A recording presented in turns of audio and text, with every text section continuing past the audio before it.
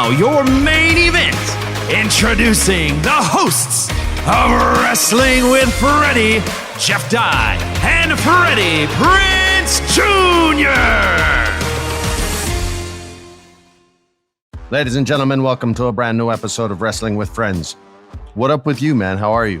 Feeling good. I leave soon, but I get to stay home for a couple of days. Where are you off to? I always ask at the end, but where are you off to this time? This week I go to Sarasota, Florida, and then straight from Sarasota, Florida, I'll be in Atlanta for a month. Oh, snap. What are you doing out there? Can you say? Shooting a game show called Who the Bleep Is That for Fox. And before anybody says, Jeff, isn't there a strike? Aren't you not supposed to be shooting things? No, game shows aren't involved in that at all. Daddy loves money. All right? I'm Jeffrey Alden Dye, and I'm better than you. That's not. I was just trying to be a heel. No, it's you're allowed to. Yeah, they're not in any of those unions, so you totally can. And anyone that's got beef with you, you could take it up with me, you suckers. Take it up with me. Yeah, that's what I wanted. I was just trying to get some congrats. edge. Trying to have some edge. Thanks. What's the first frivolous thing you're gonna buy with game show money? Game show money. Well, that's a good question. Probably a car. Motorcycle? Car? Yeah, ooh, what kind of car, dude? $500,000 car with wings, dude, so I can fly. Stupid.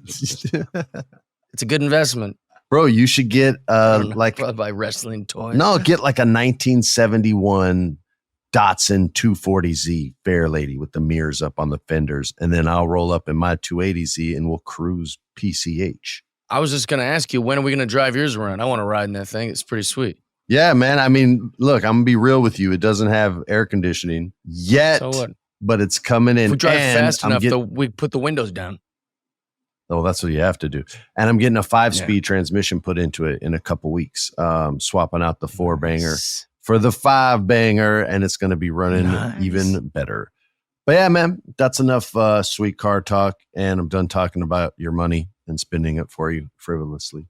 The Judgment Day, sir. Domenic Mysterio, I don't think we ever hated on him. We just hoped for the best, but this has to be far beyond what anyone's expectations were for Domenic. It has to be from the company, from him. I don't think he saw this happening this quickly and getting this big of a friggin' reaction.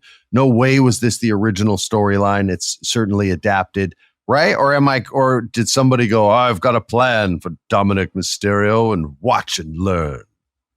I mean, maybe because he is, his dad is Rey Mysterio. So maybe this was always the plan, but I don't know. I wouldn't be surprised either way. I just can't imagine.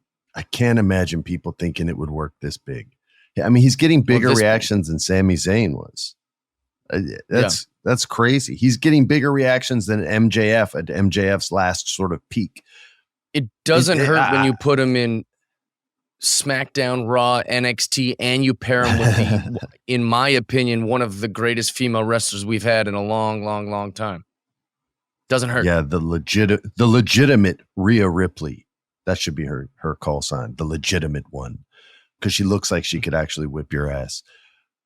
I'm not one of the guys that called it on him, although who this show did call was Ricky Starks, which we'll get into later. Yes. But man, like his response is undeniable to the point where I'm in on it now. And now even at home, like me and my kids, when he starts talking, we all just go, bah! Because everybody else is too, man. And it's just awesome. So I don't know how he did it, but prepare yourself. Get your umbrella ready, for we shower you with praise. Praise.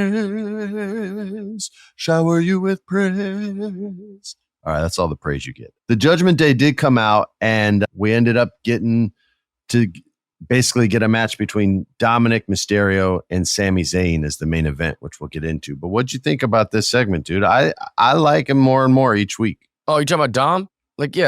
Yeah, Dirty Dom. Dirty Dom. Old Dirty Dom got the new tattoo this week. I don't know if you saw that. I'm so into wrestling right now that I'm even keeping up on bullcrap like, ooh, he's got a new tattoo. I wonder if they'll talk about that. That's how corny I've been lately. But yeah, no, I'm very in. And also, I'm willing to admit these type of things, that I was the biggest Dom hater in the world. You could clip you could clip video of me on this podcast being like, he looks terrible. The outfit's terrible. I can see you saying that. Yeah. I said all those things, but I'm as over for Dom, or I don't know if that's the right use of that term. I know what you mean. I'm as in on him as everyone else. I'm a big fan. I like to boo him. I like to cheer him on. I like what he's doing. A little jealous of him with my girl Rhea, but I'm on it. Hey, I'm a big fan. Take it easy.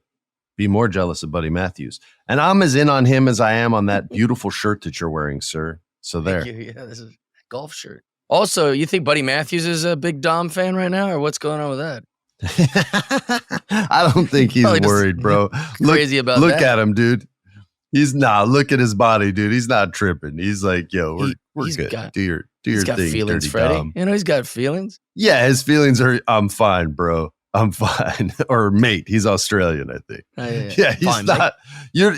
Arnold Schwarzenegger is not like tripping out when like the smaller dude gives his wife a hug. He's like, yeah, all right, little fella.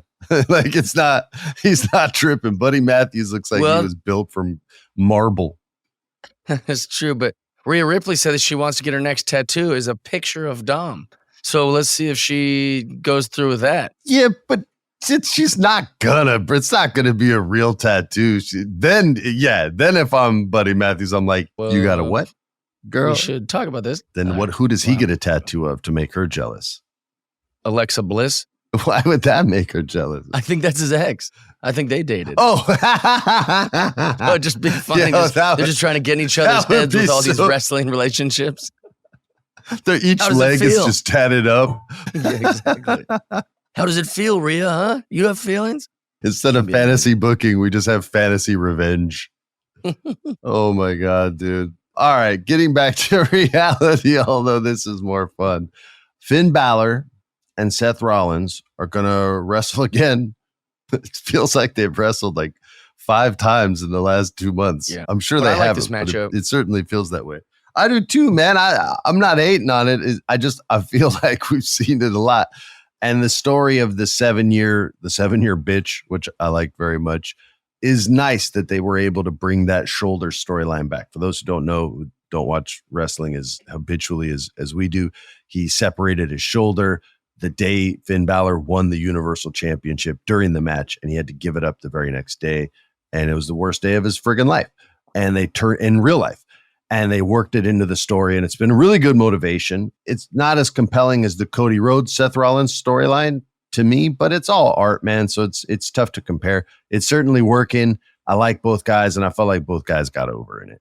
Yeah, I like it. Also, I like that the size matches. I think that's why I'm always fine with the Seth and Finn match, because like they're perfectly, in my opinion, they're both perfectly charismatic. They're at the same level of charisma. They're the same level of mic work. I mean, you could argue Seth's a little better, but they just, I would say they're the he's same better, yeah. build. They're the same physique in a lot of ways. Like I just like this matchup because it seems like it matches. You see like a Drew McIntyre versus Seth Rollins. You're like, this dude would kill him. He'd cut his head off with a sword. Like it would be like over in a second. But like when you see a guy like, you know, the same builds, I like it a lot. And I think these guys are pretty evenly matched. So I never get sick of it. It's very believable.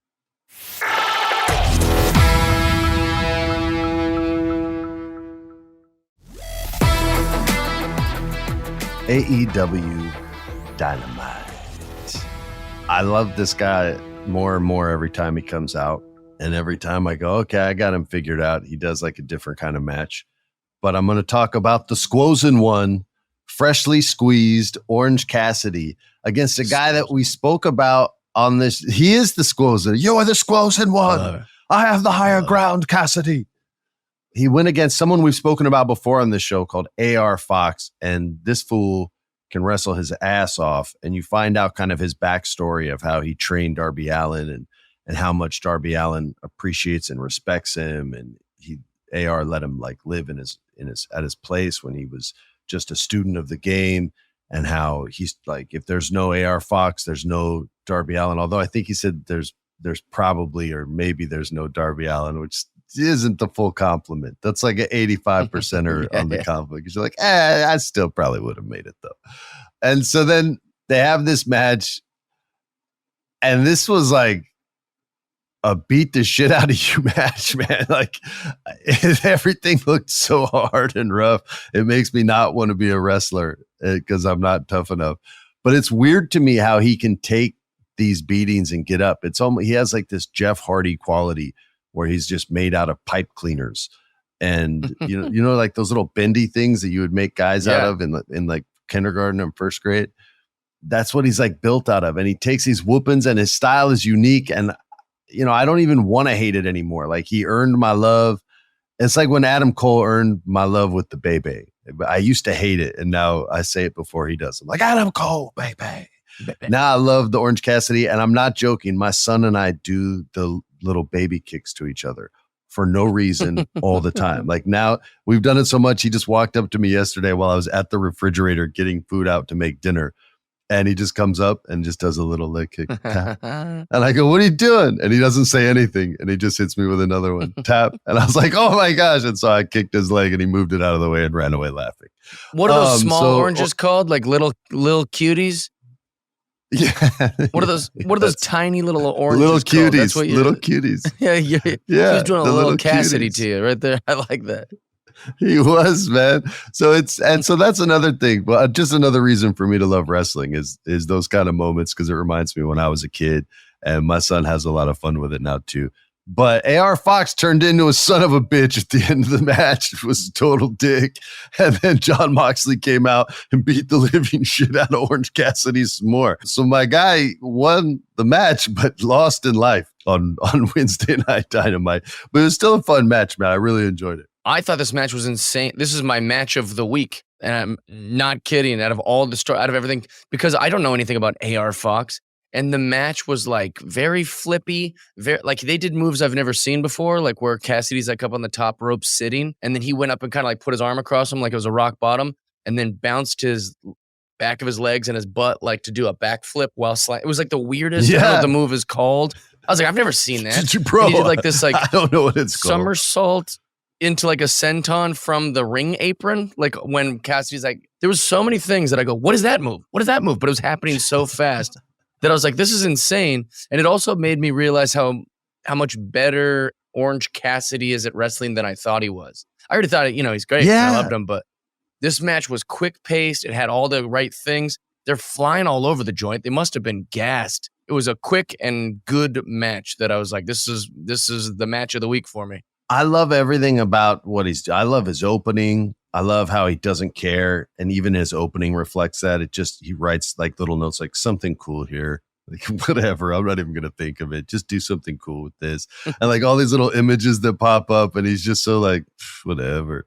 And then when he starts flying and bouncing around and getting bounced around, he's a whole different personality, man. And I love him, and I love what he brings to wrestling. Now get your umbrella, because you've been showered with praise.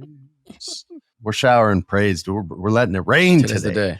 Although here's where I think the rain will stop. The Tony Schiavone interview with Jack Perry. I will say this, and I know what you're going to say, and I'll give you time. He's getting better. Okay? He's getting better. And we were wrong about Dom. About Dirty Dom. I don't know if you ever talked trash. I feel like I wasn't like in on him though. Okay. And he found something and found the right vein. Multiple people reached out to me on social media before we even recorded this episode to say something's wrong with the AEW broadcast audio, because the crowd was going bananas and booing like crazy on Jack Perry's promo, and that's why he was pausing so much. And multiple people sent it to me. Now they could all be bros on the same text chain, but it didn't feel that way. And I rewatched the segment, and it did sound weird. And I have had audio issues with AEW in the past, as far as like backstage promos being live and like the Christian promo going in and out. And it's not because he's off mic. So I'm hoping that the reaction was stronger, but I'll give him this. It was better than his last one. And it was for sure distracting, because you could tell he was distracted by what I'm assuming was a crowd response that just wasn't coming through as strong as it was in the arena. That's all I'm going to say about it. I'm not going to say anything disparaging or hypercritical because I don't know what the environment was like in there. If it was as hot as people say, then it's excusable, and it was better than last week's. I'm not saying it was good. I'm saying it was better than last week. That's as sugarcoating as I can do it. There's a cloud for it to land on. I am also not going to be showering any praise on this segment. So many things about this. And what you, like you said with the audio, and maybe it's not an audio thing. As a stand-up comic, sometimes you're like, dude, I slayed that set. Like, let me get that footage from the Improv or the Laugh Factory. And then you listen to the footage and you're like, wow, it's just sometimes live is, there's this extra thing that you can't really translate to television. Sometimes things feel, when it's happening, bigger and better, and it gets lost through the TV screen, or it just doesn't play as hard. Like maybe everyone, there was so much tension in the room that people are booing, but like the audio's picking up just the audible part of it, not the feeling or the energy. But anyways, all that being said, Jack Perry, I don't know who wrote the promo. Do they write their own promos generally, or no, or generally not? I think so. I think they do. He just says a bunch of like typical, very cliche, I've heard before kind of bad guy stuff. And then he tries to turn to Taz and say like, and I'd have beat the ass of anybody in you old bums from ECW. I'm making up my own words there. And even Taz laughed. Like, dude, you're 5'10", and you're also like gorgeous. Like Jack Perry's pretty. He's pretty and he's 5'10", and he's acting like he's a badass. He's chewing his gum while he's in his. There was just so many things that were it was terrible. It was very 80s. And it just didn't feel very, like, I shouldn't believe that Jerry Lynn, who I don't know how old is, could definitely beat. Oh, don't even say it. Beat oh, God. his ass. So it's like, it felt like, I was just like, why am I rooting for Jerry Lynn here? Like, it just felt, the whole thing was crummy. Well, I think that we're supposed to root for him, but everything you're saying is true. I wish he had a writer. I'm the greatest wrestler to be within 100 feet of this belt, and this is a second class like company. And there was just so many things that was going on. Yeah, it was just, it felt tired. But maybe he changes it around. I hope he changes it around. I do too. Look, I have a bias for any second generation kid, right? Like being one myself. Those boots are hard to fill. And at a certain point, you just go, man, I'm not even trying to wear these boots. There's all these other boots that look great. I got to try these boots on. But it's hard when you're in a shadow, even a loosely connected one. And I don't think wrestling is that loosely connected from any other scripted television show. And I say scripted television show because some of these cats need to be scripted. And that's okay. That's all right. You think Denzel Washington's pretty sweet, right? Yeah, that's scripted. He's memorizing that and breaking down a scene and figuring out why he's going to say the things he's going to say. And it's that motive behind the lines, that thought process of why would I say this? What do I want to make this person feel? Scared, afraid, in love, sexy time, anything like that. And then that's what makes a performance three-dimensional and cool. And that's what makes promos three-dimensional and cool, or any wrestling segments that you like. And he can freaking do this. I've seen him do better when he has like the edited backstage, not backstage, but like on location promos, like when he was in his backyard talking like in a chair interview style. So I've seen him do well. So that means he can transfer it over. It's not the execution isn't there yet. So I want good things for this dude. That wasn't his best, but it wasn't his worst. And hopefully, there's someone there he trusts that can help him out with some of the scripting of those promos, and just see if it works. If it doesn't, you still want to work alone, then work alone and keep evolving your craft and hope that you keep getting the opportunities to learn and grow. But sometimes having someone help you out can speed that growth up. It's just got to be someone you trust, though. Also, to our listeners, I'm rooting for him. I'm rooting for a lot of these guys. I have nothing against Jack Perry. It's just when I see something terrible, I'm going to comment on it. I love him, and I hope that he crushes it. It's just when I see a terrible idea, whether it was his or a writer's, like I'm going to call it out. But I'm rooting for him, and we like Jack Perry on this podcast. Let it be known. Yeah. Bad ideas like shaving the head of Becky Lynch. We'll call it out. Oh, God. We'll call it out, and you'll re-report it. Because What you a love world. Jeff Dye. You love These wrestling Jeff Dye. fans are exhausting. Is that like, why are they talking to his ex-boyfriend? It's like they didn't call me. Nobody called me and said, "Hey, Jeff, do you want to comment on a girl you dated years ago who's got a family now? We'd like all of her fans to go crazy and tweet at you." No, they didn't call me. By the We way, have a podcast. you didn't say anything mean about her. You were totally No. behind her. She was like, "No, I'm not going to shave my head, you dumbasses." Like you Also- totally had her back. Maybe WrestleMania or Twitter or any of these people maybe mention that I'm the co-host of a podcast with Freddie Prinze Jr. so that it doesn't that'd just be sound nice. like you Buttholes. called me. Like, hey, I got Becky's ex-boyfriend on the line. Hey, you got any dirt you want to say? You like You it's got, like- you got aggregated, bro. it came up on the Wrestling with Freddie podcast, who I am a part of. So I don't know. It's kind of funny.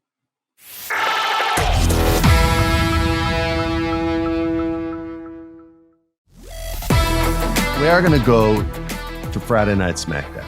Jey Uso is the star of this show right now.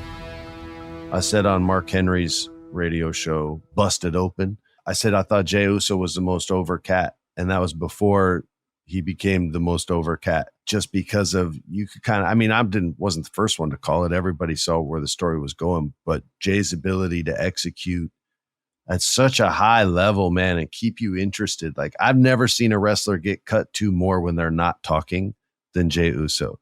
Like, whoever he's in a promo with, just know the camera's not going to be on you, but for a second. So you can basically walk out with your notes and just read them, because this dude is like pacing back and forth, letting you know every thought and emotion in his face. Like, it's crazy, man. It's like watching, I don't even know how to describe it, because there's no actor that does this. Like, he's just so friggin' expressive, and it's not over the top.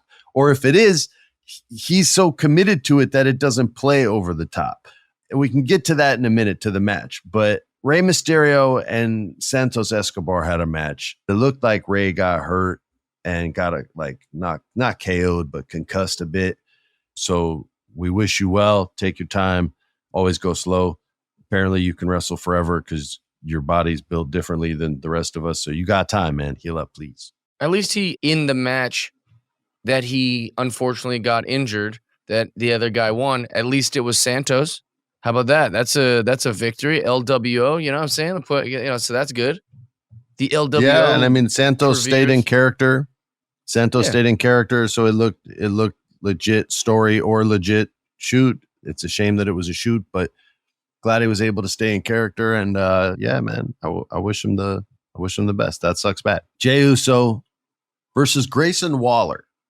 And this, I know everyone's going to be like, dude, this is your match of the week. You're so dumb. Yeah, whatever. I'm dumb. This is my match of the week. And it's just because of one move. So I love Samoans and the history of Samoans in professional wrestling. And shout out to Samoa number 1 and Bob Backlund in the old school movie Creep Show in the Stephen King segment. That's the match he's watching.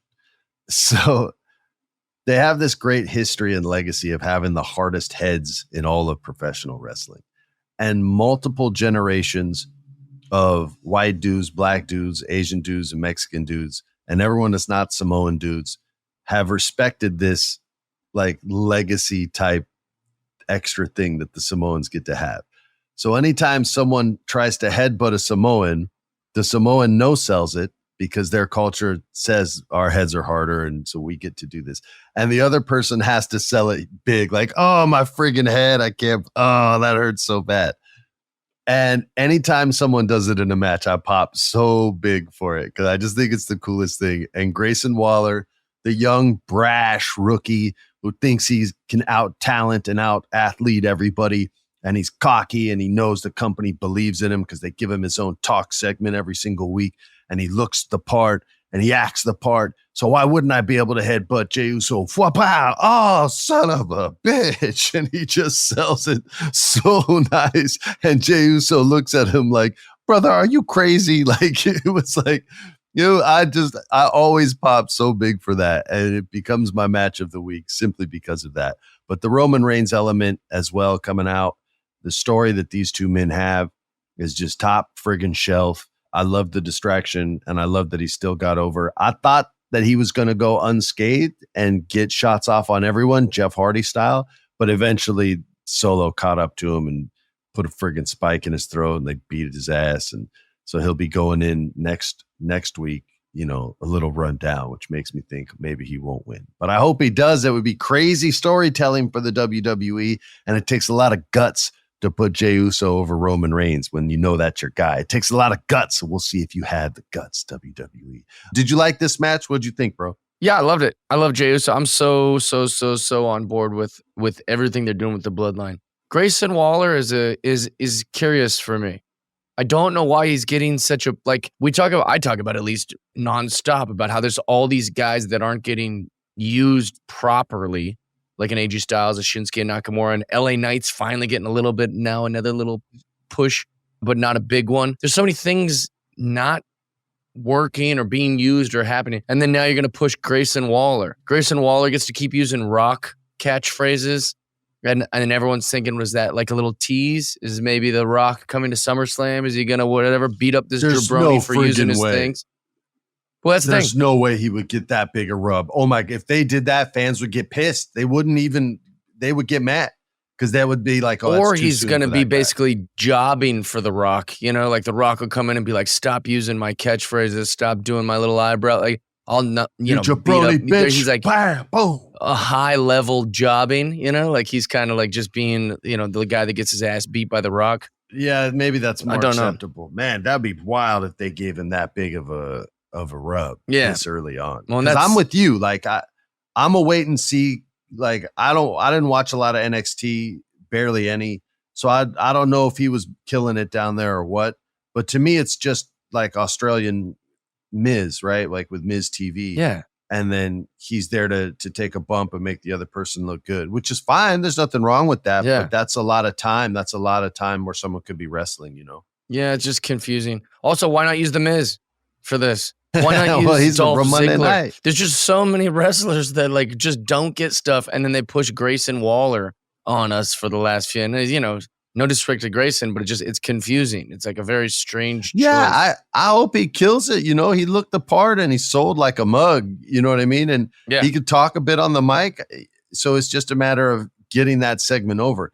Those in-ring talk show segments are hard sells because it looks so ghetto. No matter how you dress up the ring, like it looks like a school play. So no matter what, the credibility is at a 2 on a scale of 1 It to looks 10. like a Viking ship, you know? It looks like Stop it. You like the Viking ship ring. It's hard to make that ring look like anything but a wrestling ring. And then wrestling fans go, just wrestle. All right, we know that you guys got to talk and do the dancing and the entrances and the costumes. No, you got to have the but McDonald's playground surrounding it. Dude, yeah, they're doing podcasts in the middle of the ring, contract signings. They're always trying to do anything but wrestle. Just wrestle.